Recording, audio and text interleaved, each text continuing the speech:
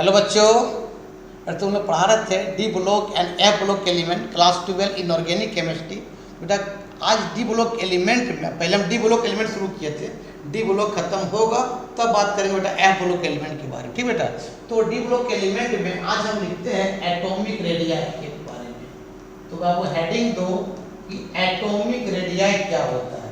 देखो बेटा, atomic radii, radius बोलो या रेडियस और बात बराबर एटॉमिक रेडिया ऑफ क्या D block element. D block element atomic radio of क्या बाबू, डी ब्लॉक एलिमेंट। ठीक है बाबू, एटॉमिक रेडिया क्या होता है सुनो बाबू, ये एटम्स का क्या है न्यूक्लियस से, और ये सब क्या है ऑर्बिट्स, ये सब ऑर्बिट्स है। ठीक है बाबू, न्यूक्लियस से लास्ट ऑर्बिट का जो डिस्टेंस है, कहाँ से न्यूक्लियस से लास्ट ऑर्बिट का डिस्टेंस है बाबू, उसी बोलते हैं एटॉमिक रेडिया। न्यूक्लियस से लास्ट ऑर्बिट का डिस्टेंस, न्यूक्लियस से लास्ट ऑर्बिट का डिस्टेंस जो होगा उसी बोलते हैं एटॉमिक रेडिया। और it is measured by, it is measured by किससे, नैनोमीटर से। नैनोमीटर से करते हैं बाबू, या तो एंगस्ट्रॉम से करते हैं बाबू, या तो पिकोमीटर से करते हैं। ये नैनोमीटर है।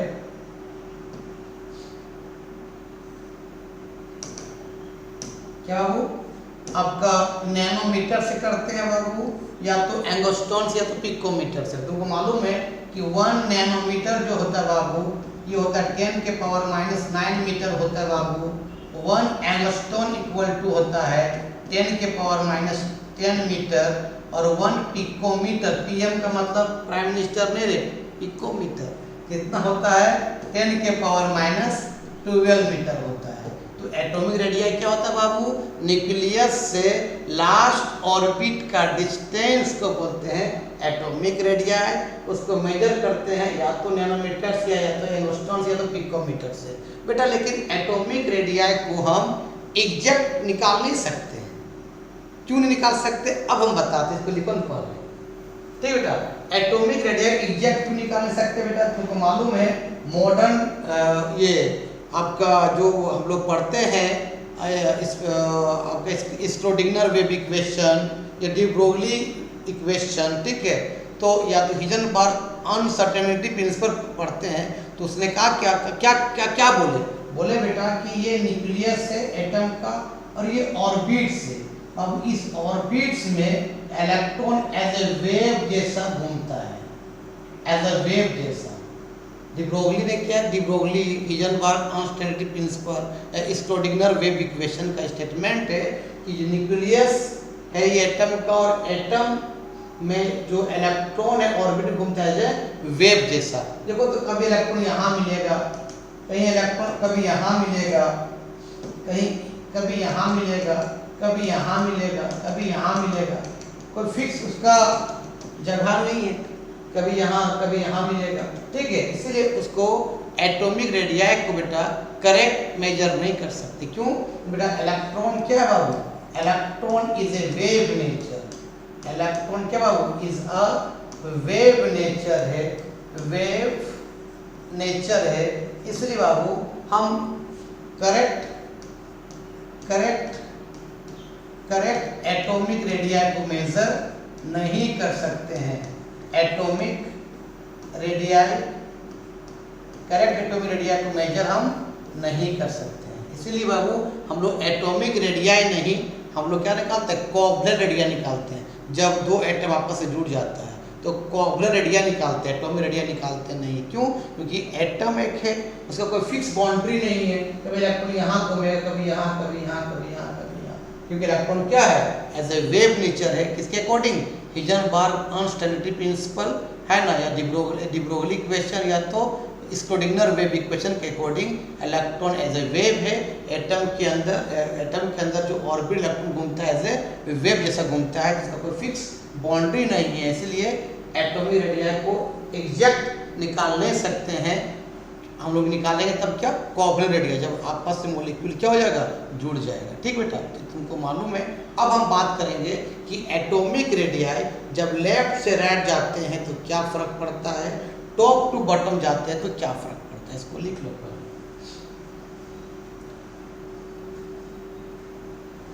चलो बेटा, तो याद रखना, तुमको याद रखना बाबू कि अगर न्यूक्लियर चार्ज बढ़ता है, याद रखना बाबू, अगर न्यूक्लियर चार्ज कहाँ बढ़ेगा, न्यूक्लियस में बढ़ेगा। न्यूक्लियर चार्ज कहाँ बढ़ेगा, न्यूक्लियस में बढ़ेगा। न्यूक्लियस में क्या बढ़ेगा, न्यूक्लियर चार्ज बढ़ेगा। ठीक है, तो न्यूक्लियर चार्ज अगर बाबू न्यूक्लियस में बढ़ता है बेटा, उसी को बोलते हैं इफेक्टिव न्यूक्लियर चार्ज। इफेक्टिव क्या बोलते हैं, न्यूक्लियर चार्ज बोलते हैं। न्यूक्लियर क्या बोलते हैं बाबू, चार्ज बोलते हैं बेटा। इसी को हम लोग बोलते हैं Z effective. Z effective short में इसी बोलते हैं हम लोग न्यूक्लियर चार्ज बोलते हैं, है ना। जब न्यूक्लियस में प्रोटॉन बढ़े, न्यूक्लियस चार्ज का मतलब क्या, न्यूक्लियर चार्ज बढ़ना का न्यूक्लियस में, तो इसका मतलब क्या बढ़ेगा, प्रोटॉन बढ़ेगा। न्यूक्लियस में क्या बढ़ता है, प्रोटॉन बढ़ता है। तो न्यूक्लियस में अगर प्रोटॉन बढ़ना क्या बोलते हैं, न्यूक्लियर चार्ज बोलते हैं, और उसी को बोलते हैं क्या, वो जेड इफेक्टिव बोलते हैं। इसको लिखो पहले। चलो अब इस याद रखना, जब 3D सीरीज का बात करते हैं तो 3D सीरीज में कौन था, स्कैंडियम आता है शुरू से। स्कैंडियम कितना होता है, 21। तो स्कैंडियम से जाते जाएगा लेफ्ट टू राइट, और बाबू ये खत्म होगा कहाँ रे, जिंक में खत्म होगा। जिंक कितना होता है, 30। ये खत्म होगा 3D10 और क्या हो जाएगा 4s2। और शुरुआत कहाँ से होगा बता बाबू, 3D1 से क्या 4s2। इसको बोलता है वो 3D सीरीज बोलते हैं, 3D सीरीज बोलते हैं, या ऐसी बोलते हैं लोग फर्स्ट ट्रांजिशन सीरीज बोलते हैं। क्या बोलते हैं बाबू, फर्स्ट क्या बोलते हैं, ट्रांजिशन, फर्स्ट क्या वो बता बाबू, ट्रांजिशन सीरीज बोलते हैं। तो याद रखना बाबू, इसको बोलते हैं लेफ्ट टू राइट। तो पहले स्कैंडियम से अगर लेफ्ट टू राइट आएगा तो बाबू पहले एटॉमिक रेडियाई घटता है, ध्यान देना, एटॉमिक रेडियाई पहले घटेगा। एटॉमिक रेडियाई पहले क्या होगा, इसका मतलब घटना। क्यों घटेगा तो बताएंगे बाबू रीजन, कि वहां पर बाबू जेड इफेक्टिव ज्यादा हो जाता है, मतलब न्यूक्लियर चार्ज ज्यादा हो जाता है। ठीक है, as compare to repulsive force. ये सब क्या होता है बताएंगे अभी हम। रिपल्सिव फोर्स से क्या हो जाता है, ज्यादा हो जाता है, इसीलिए एटॉमिक रेडियाई घटता है। फिर बाबू ध्यान देना बेटा, जब हम लोग मैग्नीज से, हमारे मैग्नीज क्या होता है Mn, ये आपका होता है 25, अब इसका होता है 3D5, और क्या होता है ये 4s2 होता है मैग्नीज। बाबू मैग्नीज से अगर कोबाल्ट, ये CO ऐसे लिखते CO कोबाल्ट, ये 27 होता है, इसका होता है बाबू 3D7 4s2 होता है कोबाल्ट। तो अब वो एटॉमिक रेडियाई कांस्टेंट हो जाता है यहाँ पर। अब यहाँ पर जो होता है एटॉमिक रेडियाई क्या बताओ, कांस्टेंट होता है, ना घटता है ना बढ़ता है। इसका मतलब यहाँ बाबू जेड इफेक्टिव मतलब न्यूक्लियर चार्ज, यहाँ बाबू जेड इफेक्टिव और रिपल्सिव फोर्स आपस में बराबर हो जाता है। ठीक बेटा, लेकिन जैसे तुम कोबाल्ट से जिंक की ओर आएगा तो फिर बाबू यहाँ पर एटॉमिक रेडियाई बढ़ जाता है। यहाँ बाबू एटॉमिक रेडियाई, एक मिनट, एटॉमिक रेडियाई जो होगा बढ़ जाएगा। एटॉमिक आपका एटॉमिक रेडियाई क्या होगा, बढ़ जाता है। ऐसा क्यों होता है बाबू, यहाँ पर जो होता है रिपल्सिव फोर्स ज्यादा हो जाता है। रिपल्सिव फोर्स बेटा यहाँ पर जो होता है वो रिपल्सिव फोर्स डोमिनेट कर जाता है एज कंपेयर टू किससे, जेड इफेक्टिव से, जिसके कारण क्या होता है एटॉमिक रेडियाई बढ़ जाता है। पहले क्या होता है, घटता है, फिर कांस्टेंट होता है, फिर बढ़ता है। ऐसा क्यों अब हम बताते हैं, फिर इसको लिख लो।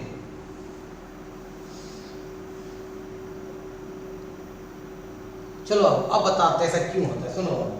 इसे मान ले बाबू 3D सीरीज की बात करते हैं।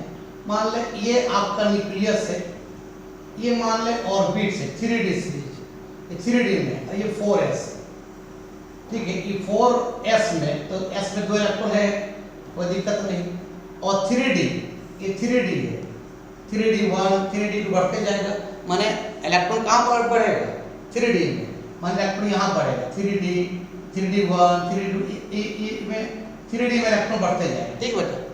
तो याद रखना अगर स्कैंडियम है तो स्कैंडियम का अगर 21 है तो 21 में तो एटॉमिक नंबर अगर 21 है तो प्रोटॉन भी आपका 21 है और इलेक्ट्रॉन भी कितना है 21 है। Z2 बोलते हैं एटॉमिक नंबर।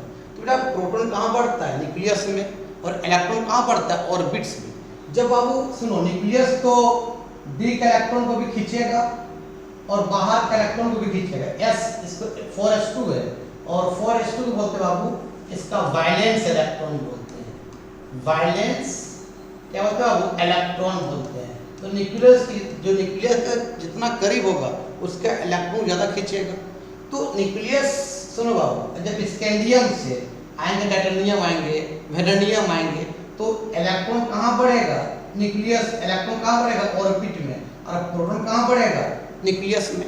तो जब D में इलेक्ट्रॉन कम भर रहा है 3D में इलेक्ट्रॉन कम है 3D 1 3D 2, जब D में इलेक्ट्रॉन कम है तो ये क्या करता है जब D में इलेक्ट्रॉन कम है बाबू तो क्या करता है न्यूक्लियस बाहर का इलेक्ट्रॉन को स्ट्रांगली अपने तरफ खींच लेता है, स्ट्रांगली खींच लेता है। जब D में 3D में इलेक्ट्रॉन कम है, कम भरा हुआ इलेक्ट्रॉन, तो न्यूक्लियस का चार्ज तो बढ़ रहा है, इलेक्ट्रॉन यहाँ बढ़ रहा है तो न्यूक्लियस में प्रोटॉन भी बढ़ रहा है। तो यहाँ पर जब D में इलेक्ट्रॉन क्लाउडनेस कम होगा तो 4s2 का इलेक्ट्रॉन को न्यूक्लियस अपनी तरफ स्ट्रांगली खींच लेगा तो एटॉमिक रेडियस क्या घट जाएगा। मतलब यहाँ पर अब क्या होगा Z इफेक्टिव जो होगा, Z इफेक्टिव डोमिनेट कर जाएगा किससे रिपल्सिव फोर्स से, रिपल्सिव फोर्स से, ठीक है। लेकिन जैसे जैसे बाबू रिपल्सिव फोर्स से जैसे D में इलेक्ट्रॉन बढ़ते चला जाएगा, D में 3D 1 या 3D मान ले 1 है 2 3 4 5 है 6 हो जाएगा 7 हो जाएगा 8 हो जाएगा। जैसे 3D में इलेक्ट्रॉन बढ़ते जाएगा तो जितना फोर्स से न्यूक्लियस इस इलेक्ट्रॉन को खींचेगा उतना फोर्स से क्या D का इलेक्ट्रॉन क्या करेगा उसको रिपल कर देगा। जितना फोर्स से उसको खींचेगा मान लीजिए जितना फोर्स से खींचेगा उतना फोर्स से क्या कर देगा रिपेल कर देगा। तो एक समय क्या होगा दोनों जितना फोर्स से न्यूक्लियस खींच रहा है उतना फोर्स रिपल कर दिया तो एटॉमिक रेडियस कांस्टेंट हो जाएगा। बिल्कुल सही बात है। जब स्कैंडियम से जिंक तक आएंगे तो इलेक्ट्रॉन बढ़ेगा प्रोटॉन बढ़ेगा, प्रोटॉन कहाँ बढ़ेगा न्यूक्लियस में। लेकिन जब यहाँ इलेक्ट्रॉन कम होगा तो न्यूक्लियस का चार्ज ज़्यादा है तुरंत s का इलेक्ट्रॉन खींच ले रहा है। लेकिन जैसे जैसे D में इलेक्ट्रॉन बढ़ते चला जाएगा 3D 1 3D 2 3D 3 तो जैसे जैसे इलेक्ट्रॉन बढ़ेगा तो न्यूक्लियस जिस फोर्स से s इलेक्ट्रॉन खींच रहा है उतना फोर्स खींच नहीं पाएगा। जैसे खींचेगा तो D क्या कर देगा रिपल कर देगा। तो एक समय ऐसा आएगा बाबू कि एक समय ऐसा आएगा जितना फोर्स से खींच रहा है न्यूक्लियस s को उतना फोर्स D रिपल कर दे रहा है। दोनों आपस में क्या हो जाएगा रिपल्सिव, दोनों आपस में बराबर हो जाएगा। जब दोनों आपस में बराबर हो जाएगा बाबू तो एटॉमिक रेडियाई क्या हो जाएगा कांस्टेंट हो जाएगा।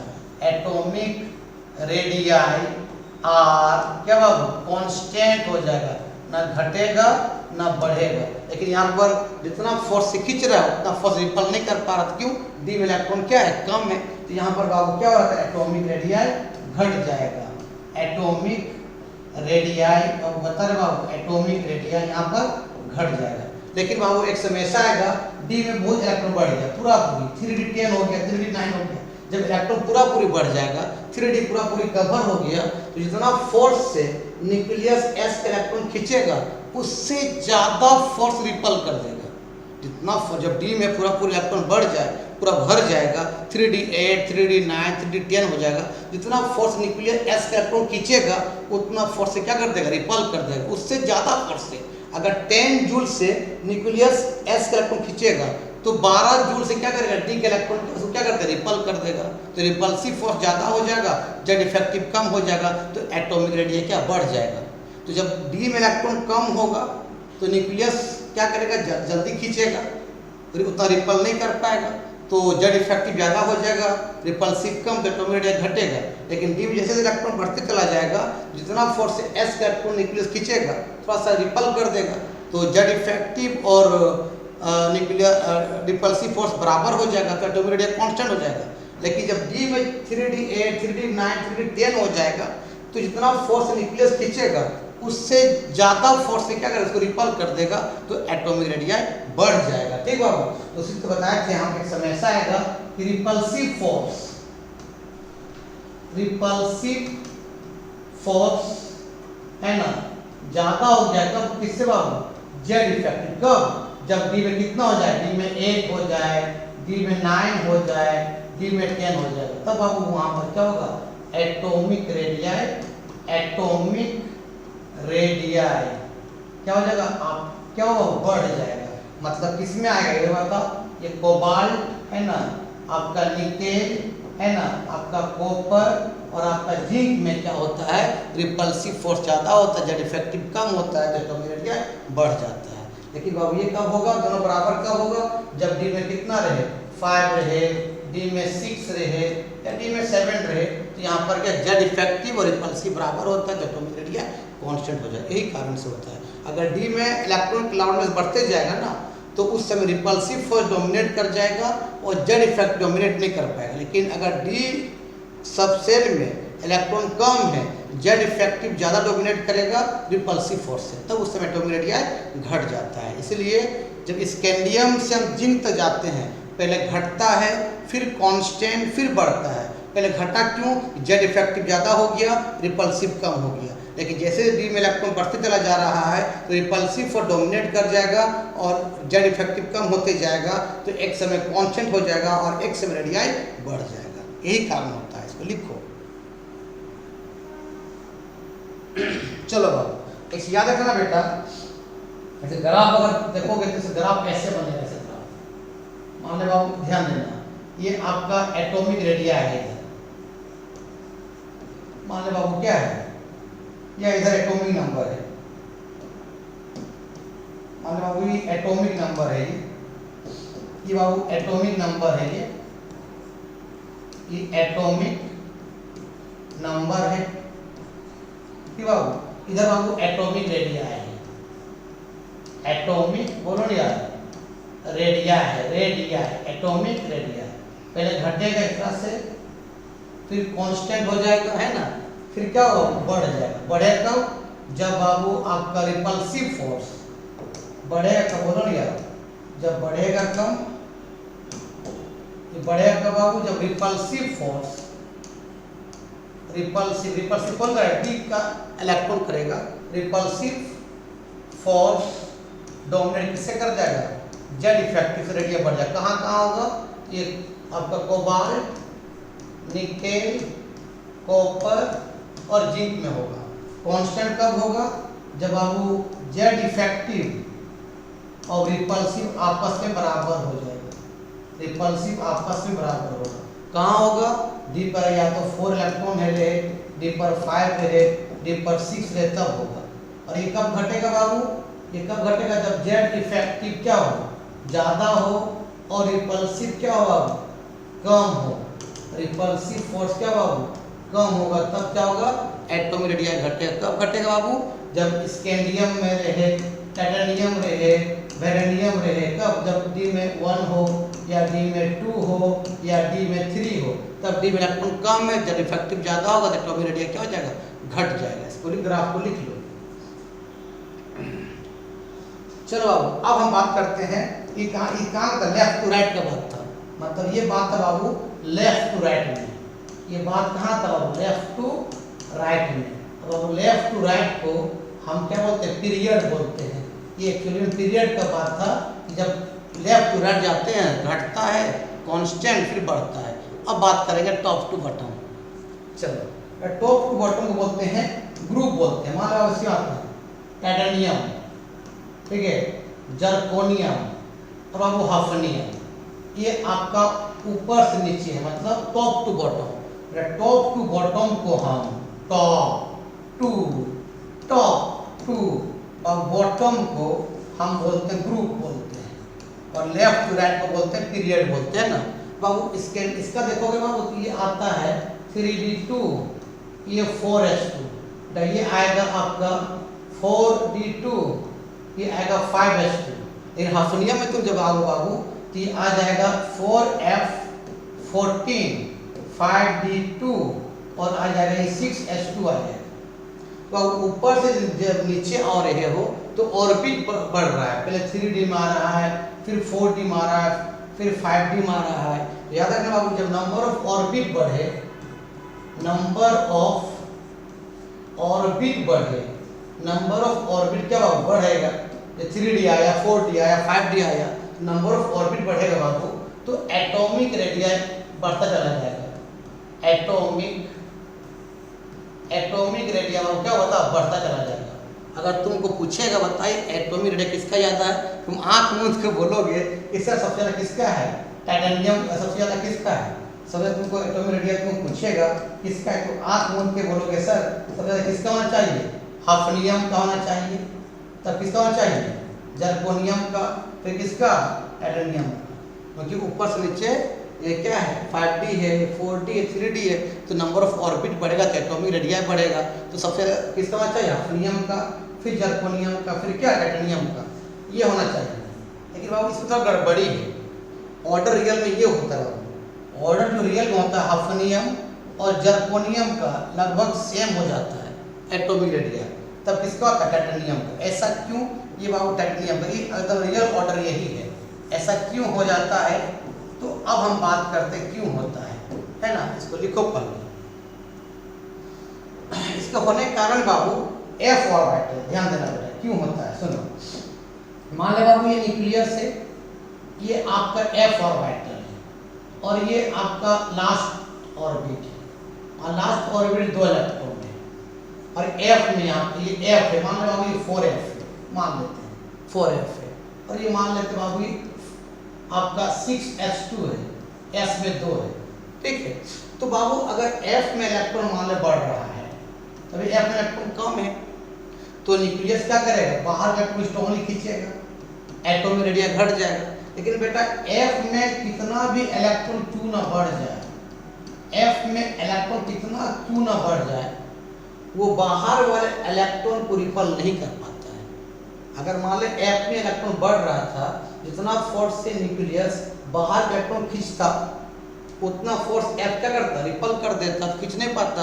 लेकिन f का ऑर्बिट में अगर इलेक्ट्रॉन बढ़ेगा तो बाहर इलेक्ट्रॉन रिपल नहीं कर पाता। क्यों बेटा, क्योंकि f जो ऑर्बिटल होते हैं बाबू वो कॉम्प्लेक्स होते हैं, बहुत बड़े होते हैं, कॉम्प्लेक्स होते हैं, ठीक है, कॉम्प्लेक्स होते हैं।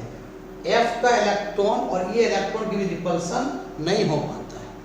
इसीलिए अगर f में इलेक्ट्रॉन अगर बढ़ भी क्यों ना जाए तो न्यूक्लियस से बाहर वाले इलेक्ट्रॉन बचा नहीं पाएगा, f उसको रिपेल नहीं कर पाता है। इसी बोलते बाबू f ऑर्बिटल बोलते पुअर शील्डिंग इफेक्ट है। पुअर क्या बाबू, शील्डिंग, क्या बाबू बोलते इसको, पुअर शील्डिंग इफेक्ट है, वो शील्ड नहीं कर पाता है ना, न्यूक्लियस से बाहर वाला इलेक्ट्रॉन बचा नहीं पाता है। कितना भी f इलेक्ट्रॉन क्यों ना बढ़ जाए, अगर वो ये f का इलेक्ट्रॉन बाहर वाला इलेक्ट्रॉन रिपल्सन नहीं हो पाता है, नहीं हो पाएगा तो न्यूक्लियस को क्या करेगा, खींच लेगा, घिंच लेगा तो रेडियस क्या हो जाता है, दब जाए, घट जाएगा, है ना, ठीक है। तो पुअर शील्डिंग इफेक्ट इसको बोलते हैं। शील्डिंग को स्क्रीनिंग इफेक्ट भी बोलते हैं बाबू, शील्डिंग को बाबू स्क्रीनिंग इफेक्ट भी बोलते हैं, याद रखना, शील्डिंग को बाबू स्क्रीनिंग इफेक्ट बोलते हैं। सबसे ज़्यादा बाबू शील्ड जो करता है वो s ऑर्बिटल करता है, फिर p करता है, फिर d, फिर कौन करता है, f का सबसे पुअर शील्डिंग इफेक्ट होता है। पुअर शील्डिंग, पुअर क्या बाबू बता बाबू, शील्डिंग इफेक्ट होता है, शील्डिंग इफेक्ट, ठीक है, वो बाहर वाला इलेक्ट्रॉन रिपल नहीं कर पाता है। इसीलिए बेटा हम जब बात कर रहे थे आपका टाइटेनियम, आपका जर्कोनियम, हफनियम, बाबू हफनियम में कितना हो जाता है बाबू, 4f14 हो जा रहा है, 5d2 और 6s2 हो रहा है।